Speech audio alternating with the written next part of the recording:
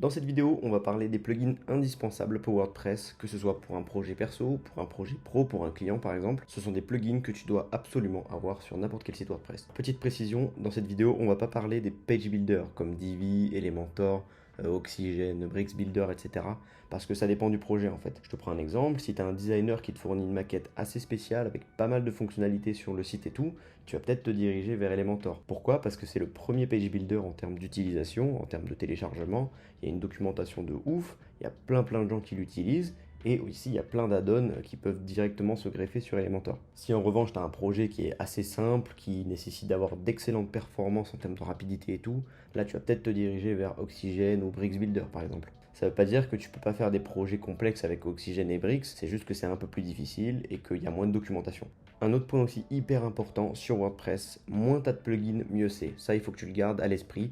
Moins tu as de plugins sur un site WordPress, en général mieux c'est. Mais par contre, les 4 plugins que je vais te présenter, ils sont indispensables. Il faut quand même les mettre si tu veux un bon fonctionnement de WordPress. On t'a peut-être déjà contacté pour faire une optimisation d'un site et tu as sûrement eu la mauvaise surprise de tomber sur un site qui avait genre 40 plugins pas du tout mis à jour. Ça buguait, ça ramait à fond, il faut mettre des heures pour faire une seule modif. Ça, c'est vraiment le truc à éviter sur WordPress, c'est d'utiliser trop de plugins. Pourquoi? Parce que ça va faire ramer ton site. Il va y avoir des failles de sécurité, ça va utiliser trop de ressources sur le serveur. Ton serveur, au bout d'un moment, il faudra augmenter l'hébergement, alors que tu peux très bien utiliser un hébergement moindre, mais en utilisant moins de plugins. Donc voilà, avant que je te montre les 4 plugins qu'il faut sur ton site, il faut toujours penser de cette façon-là, c'est comment je peux faire un tel truc sans avoir à utiliser de plugin. Si tu peux coder un peu, c'est parfait. Tu peux mettre un petit peu de PHP, c'est très bien, ça va t'éviter d'utiliser un plugin. Si tu ne sais pas forcément coder, essaye ChatGPT. Il va pouvoir te générer des petits bouts de code et ça permet parfois de ne pas utiliser de plugins superflus. Donc voilà, les 4 plugins que je vais te présenter là maintenant sont les plugins que je juge indispensables et que j'utilise à chaque projet, que ce soit un projet pour moi ou un projet pour un client. Mais voilà, garde encore une fois à l'esprit que le moins tu utilises de plugins, le mieux c'est. Vraiment, j'insiste là-dessus parce que c'est trop important. J'ai déjà eu plein de mauvaises aventures à cause de ça. Donc on passe tout de suite sur mon écran pour que je te montre les 4 plugins. Le premier plugin que je vais te montrer, c'est clairement le plus important. Il s'appelle WP Vivid. C'est un plugin qui te permet de faire des sauvegardes de ton site et de restaurer justement au moment de cette sauvegarde. Combien de fois il m'est arrivé sur un site de faire des petites modifications sur quelques trucs et qu'il y ait des problèmes ensuite? Et bien justement avec WP Vivid, ça n'a plus ce problème là puisque tu fais une sauvegarde. Si tu as le moindre souci lorsque tu fais une modif, et ben tu retournes à cette sauvegarde et du coup il n'y a plus de problème. Tu vas pouvoir débugger ça facilement. Plutôt que d'avoir un site down ou alors que tu aies des problèmes de fichage, etc. Ben là au moins tu as un site qui est fonctionnel, tu reviens à la sauvegarde et là du coup le temps de trouver une solution ou alors de trouver par exemple si la source du problème c'était un autre plugin, ben, tu trouves un autre plugin qui posera pas de problème. Donc là je vais te montrer rapidement sur l'écran comment on peut utiliser WP Vivid. Alors pourquoi WP Vivid et pas par exemple Updraft Plus? Tout simplement parce que WP Vivid est plus léger, il fait environ 2 mégas, alors que Updraft Plus il fait environ 7 mégas. Donc voilà, je privilégie toujours le truc le plus léger, sachant qu'on voit très bien qu'il est quand même bien maintenu, puisque la dernière mise à jour ça a été fait il y a une semaine. Il y a énormément d'installations actives, donc il n'y a pas de souci. C'est pas un nouveau plugin quoi. Donc là pour installer le plugin, alors on se retrouve sur un site complètement vierge, tu vois qu'il n'y a rien du tout, il n'y a aucune extension. On va aller dans Extension, Ajouter. Et on va taper tout simplement WP Vivid. C'est le premier, donc c'est sauvegarde, migration, staging. Ce qui va te permettre du coup, tu cliques sur installer.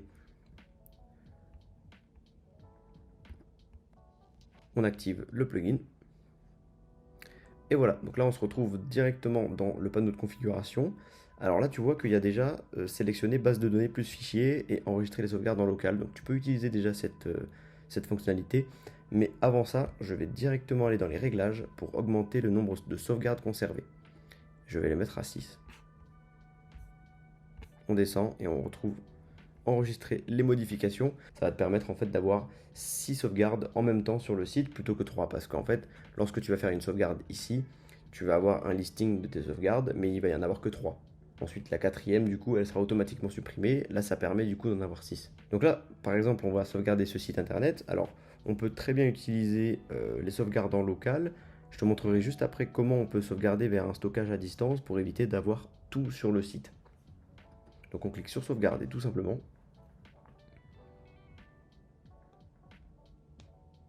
Et voilà, c'est fini. Alors c'est normal que ce soit rapide puisqu'il n'y a rien sur le site. Donc forcément, il n'y a rien y a rien à sauvegarder en fait. Il y a simplement WordPress. Donc une fois que tu as fait sauvegarder, tu vois que tu as ton listing des sauvegardes qui apparaît ici. Ici, c'est la date de la sauvegarde, tout simplement. Le type a été manuel, puisqu'on l'a fait à la main. Au niveau du stockage, donc là, tu vois qu'on a un différent listing. Ici, c'est tout simplement en local. mais on peut aussi sauvegarder vers un serveur FTP, vers un Google Drive, vers un Dropbox, etc. Je vais te montrer juste après avec Google Drive, c'est ce que je fais personnellement.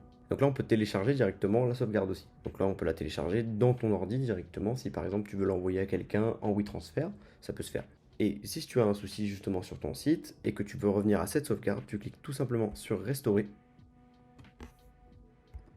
Restaurer, on fait OK. Et là, sans que tu aies rien à faire, ça restaure à la sauvegarde précédente. Je voulais également te montrer comment on peut envoyer les sauvegardes non plus en local, mais vers un stockage à distance. Donc par exemple, moi j'ai un drive, et ben je veux envoyer les sauvegardes vers le drive. Ça permet en gros que si le site est inaccessible, même par FTP, etc., ben là au moins on a la sauvegarde sur le drive. Donc là, il faut directement aller dans stockage à distance. Tu vas cliquer ici, Google Drive, on s'authentifie avec Google Drive. Et là, tu vas te connecter à ton compte Google tout simplement. Une fois que tu t'es authentifié avec Google Drive ou Dropbox, peu importe, ça va tout simplement apparaître en couleur ici. Ça veut dire que c'est disponible. Et donc ce que tu vas pouvoir faire, c'est que tu vas pouvoir cliquer sur envoyer la sauvegarde vers le stockage à distance. Là, tu vas pouvoir tout simplement prendre Google Drive et tu sauvegardes de la même façon. Et si on descend maintenant, donc de nouveau, on a la seconde sauvegarde qui a été créée ici et on a également le moyen de stockage qui n'est plus donc en local mais bien en Google Drive. Le second plugin que je mets sur tous mes sites internet, c'est SEO Press. SEO Press, c'est tout simplement l'extension de SEO la plus complète que j'ai vue et surtout la plus légère. Alors avant, j'utilisais Yoast SEO, j'ai utilisé RankMath aussi. Franchement, SEO Press, ça fait vraiment très très bien le taf et SEO Press Premium, c'est encore mieux. Ça permet plein de fonctionnalités pour améliorer le référencement de ton site. Donc j'ai utilisé SEO Press tout simplement parce que comme tu vois, il y a écrit qu'il est complètement intégré avec tous les constructeurs de pages et de thèmes, ce qui est le cas pour Yoast SEO, mais Yoast SEO est beaucoup plus conséquent en termes de taille. Donc j'ai préféré utiliser SEO Press et depuis ça fonctionne très bien, j'ai aucun souci, donc vraiment je te recommande SEO Press. Donc dans cette vidéo je ne vais pas te montrer comment on configure parce que ça prend pas mal de temps. Je ferai une vidéo clairement pour configurer au maximum SEO Press pour améliorer ou en tout cas pour optimiser à fond ton SEO grâce à cette extension.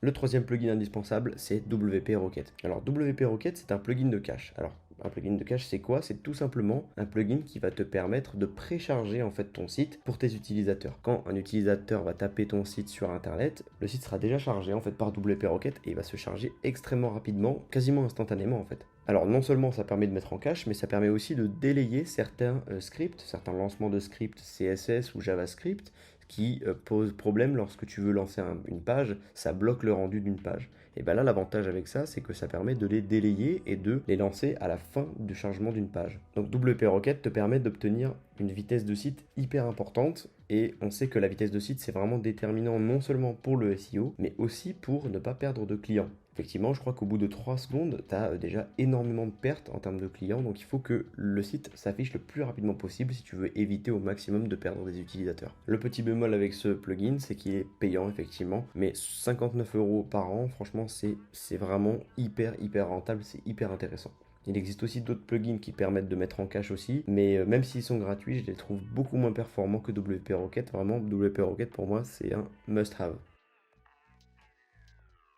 Le dernier plugin indispensable selon moi, c'est Admin and Site Enhancements. C'est un plugin qui est sorti il y a un peu moins d'un an. C'est un couteau suisse en fait. C'est un plugin qui te permet de faire plein de trucs, comme par exemple dupliquer des pages, dupliquer des articles, etc. Qui permet de changer ton URL de connexion. Au lieu que ce soit /wp-admin, tu peux mettre ce que tu veux. Donc ça c'est pas mal au niveau sécurité, c'est important de le faire. Tu peux aussi par exemple facilement désactiver les commentaires. Tu peux aussi mettre en mode maintenance ton site. Donc vraiment c'est quelque chose qui est très important et qui permet en fait d'éviter d'avoir plein de plugins pour une fonctionnalité spécifique. Je te prends mon exemple, quand je débutais le freelancing WordPress il y a 4 ans, j'utilisais un plugin pour faire la duplication des pages par exemple. Et bah ça c'est quelque chose, tu n'as plus besoin de ça en fait tout simplement avec ce plugin, il permet de faire plein de choses directement.